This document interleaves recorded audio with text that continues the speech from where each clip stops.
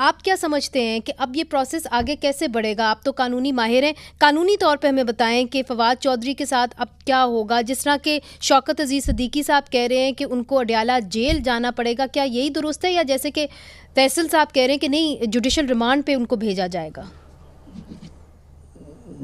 صدیقی صاحب ہمارے جج تھے سابق، اور ان کا یہ بہت احترام ہے. یہ کہنا کہ جیل جانا پڑے گا، یہ کہاں لکھا ہوا ہے؟ ایشو تو یہ ہے کہ ریمانڈ دینا کہ نہیں دینا نسوان.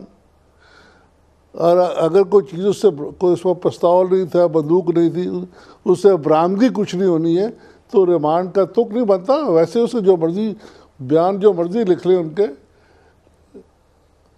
لیکن ایک بات میں ضرور عرض کروں گا کہ اس کیس میں عدلیہ کا امتحان آ گیا ہے.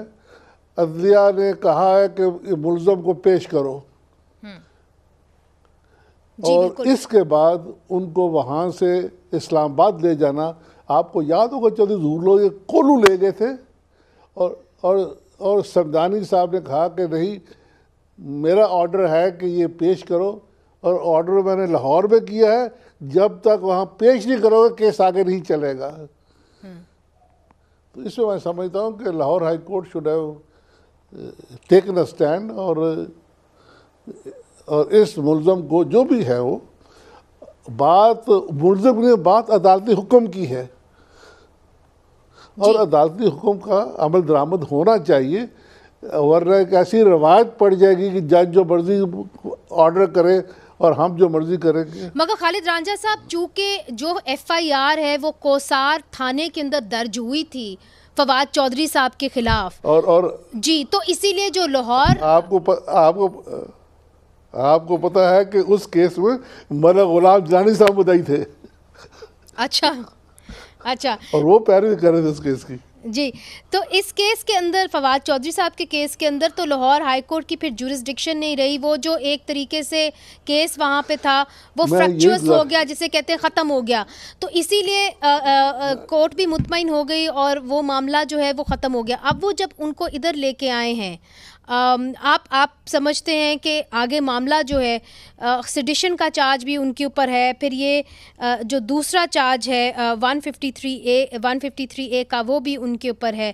تو اس سچویشن کے اندر آپ کیا سمجھتے ہیں کہ آگے جا کے کیا واقعی میں ان کو اڈیالہ جیل جانا ہوگا جس طرح کہ شوکت عزیز صدیقی صاحب کہہ رہے ہیں؟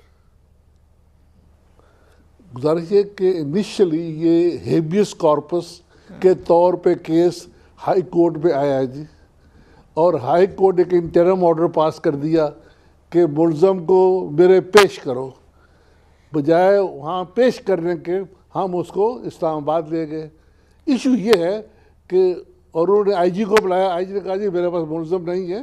یہی بات ہوئی تھی سمدانی صاحب کے سامنے چودھری ظہور اللہ کے مسئلے میں.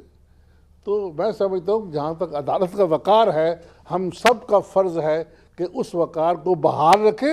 باقی جو مرضی لل تلل کرتے رہے وہ علیحدہ بات ہے، کس کو پکڑے کس کو چھوڑے، لیکن جہاں عدالتی وقار ہے اس کو داؤ پہ نہیں لگانا چاہیے. اور اس کیس میں مجھے یوں لگ رہا ہے کہ عدالتی وقار داؤ پہ لگایا گیا ہے.